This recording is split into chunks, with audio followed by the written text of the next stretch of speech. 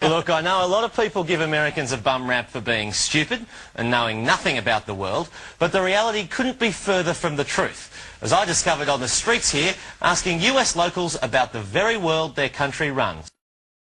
In terms of the war on terror, who do you think should be the next country to invade? Saudi Arabia. Somebody in the Middle East. We'll make a big glass crater out of the fucking Middle East, for all I care. I'm thinking Italy. Italy. Cuba. Cuba? Yeah. Iran. Iran? Why is that? I think there's a revolution going on pretty soon. Russia, China, India and Pakistan. Indonesia, Brazil. Korea. Korea? Sure. Yeah, why do you say that? They're trouble. They're trouble? Yep, okay. What's trouble about them? Their attitude. Canada. Sri Lanka. Right here. Ah.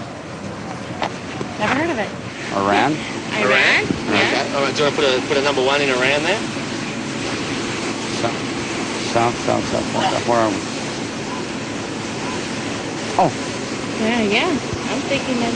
Okay. North Korea. North Korea? Why do you think North Korea? Nuclear. Nuclear? Yeah. Probably France. France? Oh, because of they want our allies. Want to put number two on France? Why would you say France? Yeah? I don't know, just seemed to be some friction between France and the United States. Where do you think the best place to invade Iran would be from? Think it'd be from the north or the south or the east or the west? I think it'd be the east. West. Yeah. You know, and it's amazing because I just realized just now that North Korea is a lot larger than South Korea. I didn't know it was that large. Like. Fact. No steel-structured building in New York, the United States, or in the world has ever come down due to fire. In the last 100 years, literally dozens of steel buildings have caught on fire and burned for long periods of time and have not come down. It must also be remembered that a significant portion of the fuel exploded outside of the buildings. The complete demolition of the North Tower at 10:29 a.m. took only 8.1 seconds. The North Tower came neatly down upon itself, and its remains were equally powdered. Facts are very stubborn things. According to the law of falling bodies, as originally put forward by Galileo and still accepted today by all scientists, as described in the World Book Encyclopedia under falling bodies, law of, the total distance traveled at the end of any specific time in a total vacuum is calculated by this formula. Distance being d equals 32.16 divided by 2 times time in seconds squared. If there is any resistance, then the speed and time of the falling body slows down in relation to this resistance. In the case of the World Trade Center towers north and south, we know that the towers were 1,350 feet tall. Thus, you would have this equation for the fastest time of total drop in a vacuum. 1,350 equals 32.16 divided by 2 times time in seconds squared. This works out to 9.1627 seconds as the fastest time these buildings could come down. This presents some very interesting questions because the World Trade Center South Tower came down in 10.4 seconds and the World Trade Center North Tower came down in 8.1 seconds. Additionally, there was resistance, and plenty of it. The resistance was the massive lower sections of the buildings that were stabilized by over 250 major interior and exterior steel columns and thousands of steel trusses. This defies the laws of gravity. Thus, either the height of the buildings is inaccurate, the time of the falls is inaccurate.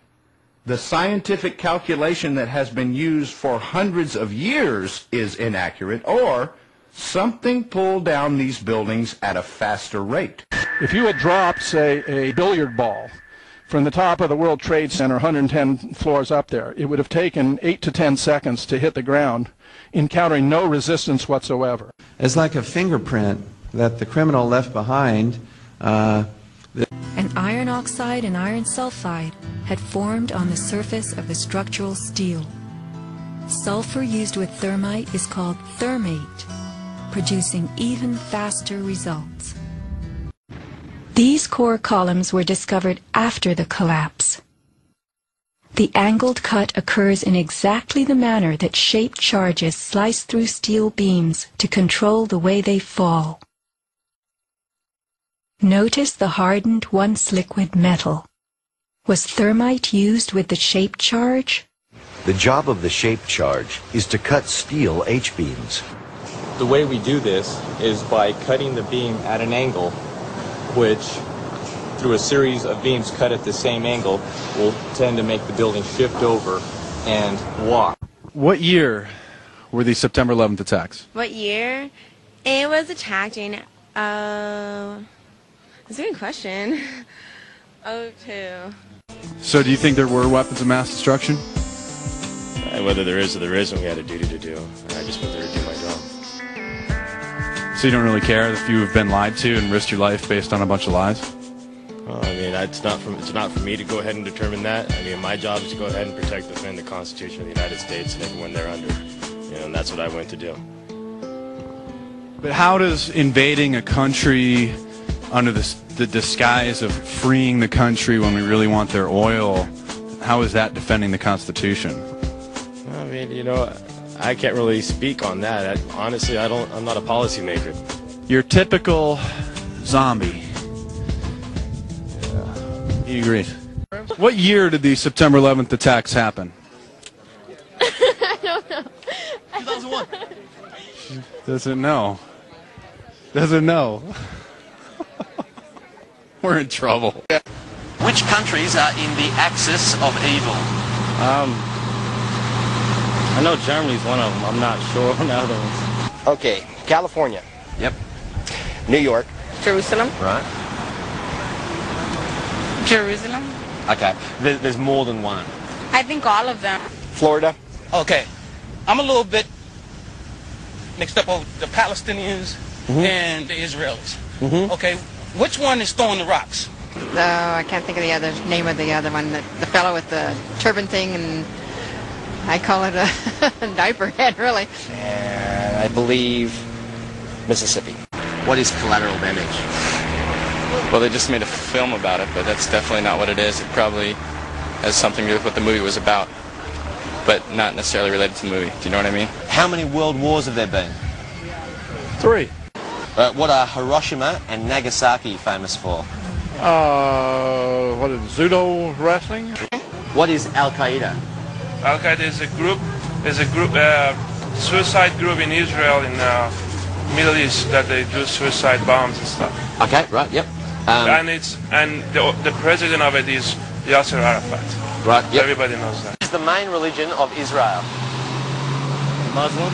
What year did the 9/11 terrorist attack take place? 2000. Wasn't it 2002, I think? 2004. And I was in New York when it happened. I don't even remember. In what month did the 9/11 attacks take place? October. August, I think. 9th month, was it October?